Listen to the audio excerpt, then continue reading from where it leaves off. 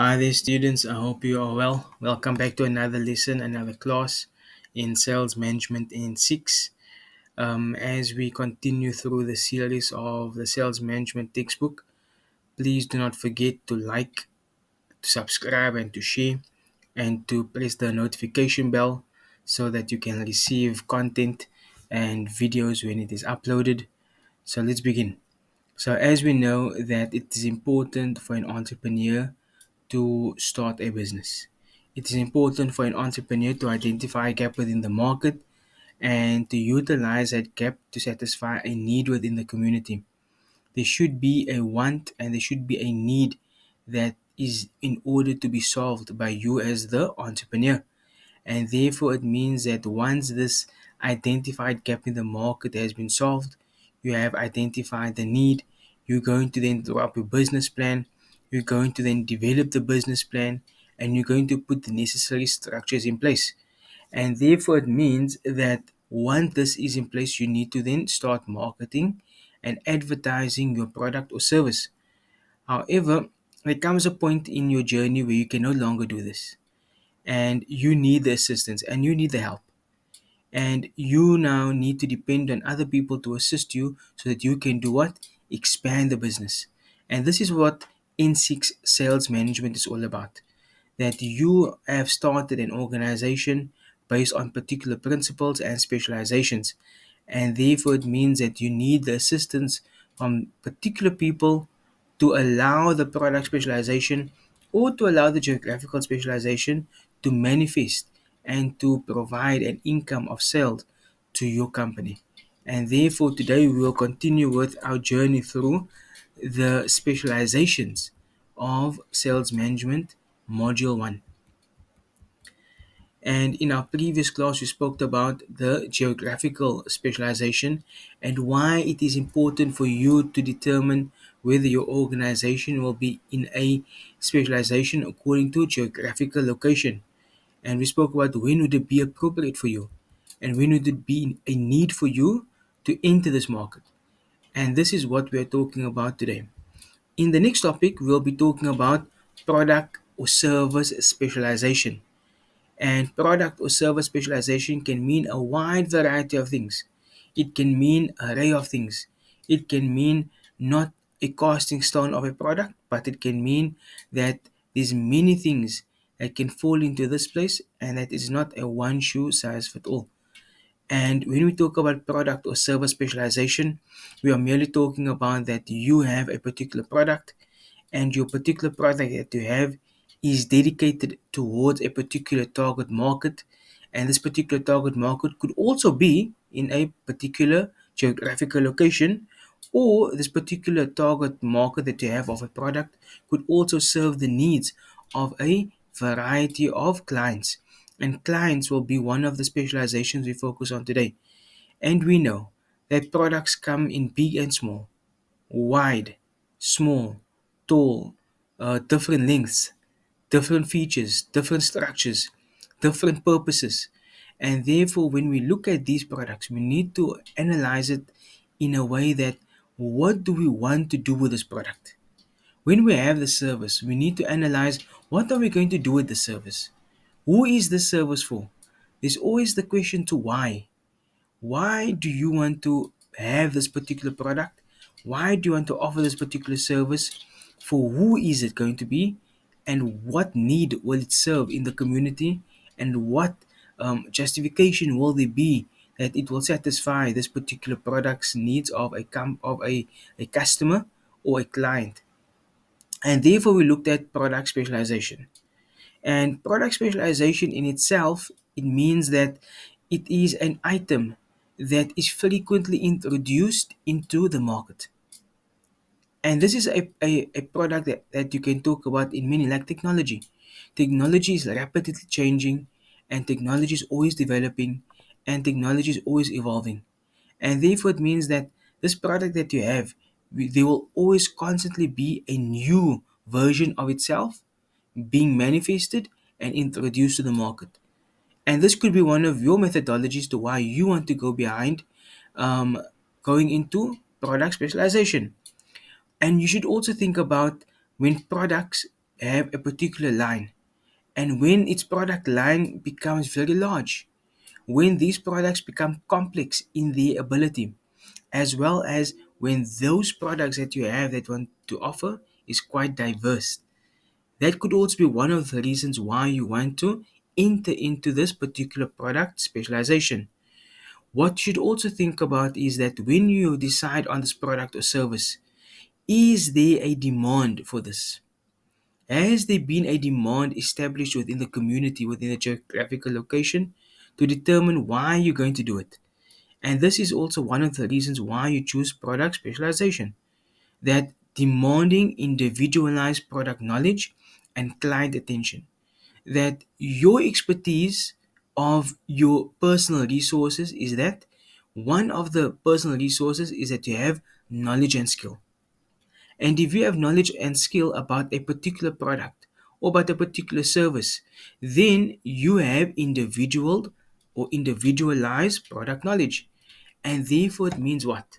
That you can attract a particular clientele. And you know what clientele has this particular interest in need. And this is why, again, you decide what type of product you need or what type of service your organization in N6 would want to move towards. Again, the question could come in, which is the following: explain specialization according to product. When is it appropriate? Or another way they could ask, discuss when product specialization becomes appropriate. So, when is it appropriate for you and I to determine when do we need to go over into product specialization? And here are the following reasons from the slide below. It says when a variety of complex and technical products are sold. Do you understand what is being said?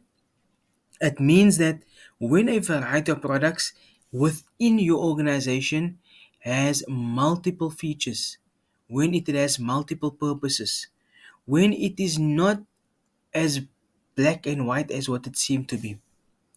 So the variety of complexes mean is that you have one product, but it can be altered, it can be changed, it can be manipulated into another product. And these products can be technical products as well. For example, electronic devices, the electronic industry, that it is always rapidly changing. As an example, last year or the year before, we had example an iPhone 14. An iPhone 14 back then costed about 17,000. Then the iPhone 15 came out. And the iPhone 15 then started at 19,000, which is last year. And then the iPhone 16 came out. And if you buy it at a particular store, it would either be 20,000 or 19,099. But if you look at how the products have developed over the years, it is quite complex. It has been evolving. And therefore, it means that are you going to be up to date? Will you have the ability to stay on par with the technological developments and needs to satisfy these clients? What you should also consider is that there are thousands of products which are sold. There are thousands of products that are sold, and therefore it means that all these products that you have does not fit into one category. Example, we have a hardware store. And we know hardware stores, they sell many things. They don't just sell hardware. They would sell what? For example, we say they sell gardening. They sell towels. They sell kitchenware. They sell kitchen attire. They sell cleaning agents. They sell car detergents. They sell car cleaners. They sell fabrics. So do you understand is that when you have a variety of products with different target markets, and therefore thousands of them are sold, this will be appropriate to you when you can specialize according to products. And also when you have the necessary skill and the necessary resources to get all those things from a supplier and to sell it to your customers. At the end of the day, if you want to sell thousands of products, you need to have suppliers who will be there for you. And a supplier is one who always delivers on time, who does not go against their word. So these people, when you have them as a supplier, they should produce and they should give you thousands of products so that you can go according to the appropriateness of product specialization. Then it goes on to say that though you have thousands of products, thousands, you have many, however, they are dissimilar. They are not the same. They differ from one another. They have no relatedness. They are unrelated products which are sold in your organization. Example, like Builder's Warehouse. Builder's Warehouse, like the one we mentioned above, thousands of products, that they sell a variety of products. They sell many products. Like, for example, it says car tires. They sell rubber footwear. They sell rubber insulating materials. They sell paint. They sell gardening tools. They sell pool equipment. And once you have your hand on all of those products, it means what? That you can expand your company, expand your target market, expand your client specialization, your client target, as well as expand your geographical location because you can justify why you can serve a wide variety of clients. So this is when you are going to be selling to a wide variety of clients and geographical location within product and service specialization. What we should understand from this is that there's always advantages and disadvantages. And it's important to take note at the disadvantages because once you overcome your disadvantage, it becomes an advantage for your company. So the advantages of product specialization or service is that salespeople can specialize fully when they are selling only a specific product. And that makes sense. When you are only selling one product, when you are only selling, for example, a smartwatch, you are only selling smartwatches. You are not selling phones, laptops, tablets, pads, all those things. You're not selling that. You're only selling a watch. And it means what? That you can develop individualized product knowledge. And once you have that product knowledge, you can zone onto the product. You can understand the product. You can study its benefits. You can also understand the disadvantages. And you can produce a sales pitch that will actually benefit you to actually sell the product much better compared to having a wide variety of products and you don't know A from B and B from C. So once you know that, you have this individualized knowledge, you can zone on that knowledge and use that as a good sales pitch to get what? A prospect. Once you have prepared, your prospect will be zoned in on what you are telling them because they can see you know what you are talking about. Each product line usually is supervised by its own product or brand manager. And that makes sense. This is when multiple products occur in a company, and each of them will be supervised by who?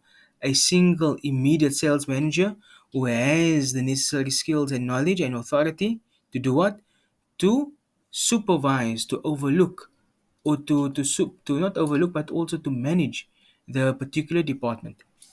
And the last advantage is that the sales activities can be executed in a more focused manner along with other elements of the marketing communication.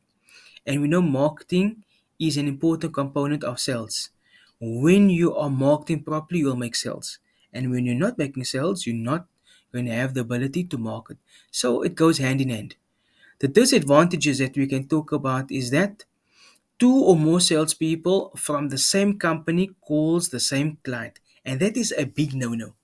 You do not call the same client from the company and you have two salespeople calling them. When two salespeople call the same person, it shows that they are not doing thorough follow-up checks on the database.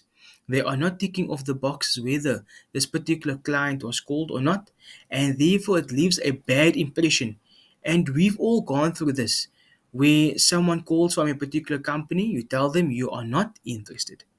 Then a few days later, another person calls from the same company telling you they want to sell you insurance or medical aid or life cover or life policies, and you tell them your people have called me before.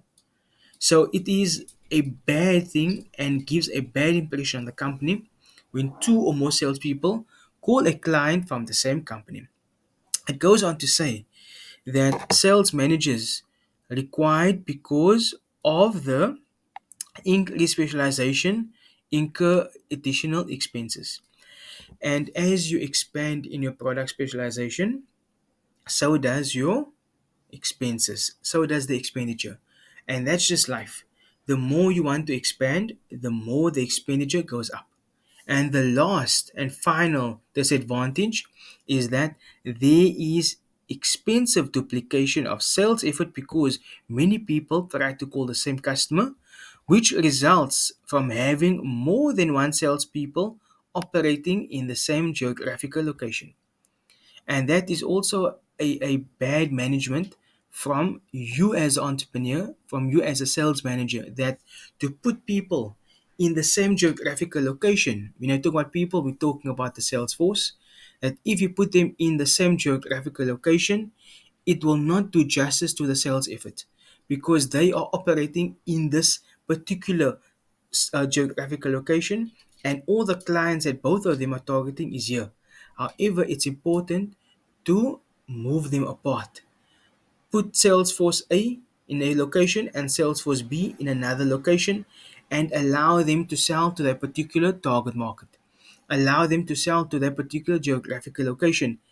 In turn, they will get to understand the target market. They'll get to understand the needs of the particular community, and they will get to learn individualized attention, and they'll get to understand the clients more personally.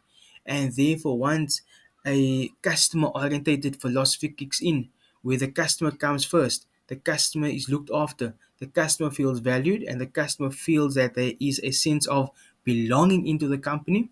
It means what? That this customer will have a massive retention within your company. They will stay with you. They would want to be with you. They will advocate for you to other people. And this is when you have a client focused orientation or a client orientated philosophy when it comes to product knowledge, product specialization, or service specialization. And ladies and gentlemen, this is where we will call it an end to this particular YouTube class. The next topic we'll talk about is types of clients, and types of clients filters into your product specialization according to your target market, and types of clients will also be found in a particular geographical location in which you want to target. Hence, there might be individualized specializations, but they do tend to overlap one another when wanting to have a particular target market. So, if you have enjoyed and if you've learned anything, please let me know. Give it a thumbs up. If you have any comments, we will discuss questions, and questions you could take from this is: name and explain the differences between the advantages and disadvantages, discuss the advantages of product specialization, discuss the disadvantages for 6 marks per question. Some other questions we could also discuss is: discuss when it is appropriate to conduct product specialization for 6 marks. And the product specialization appropriateness question comes a lot in your national exam. So therefore, please pay attention to that, as well as knowing the differences between the advantages and disadvantages. Okay, up until next time, ladies and gentlemen, please have a wonderful week and month ahead. Please look after yourself, study hard. The TM1 is soon upon our doors. Study hard, and I'll see you in the next class.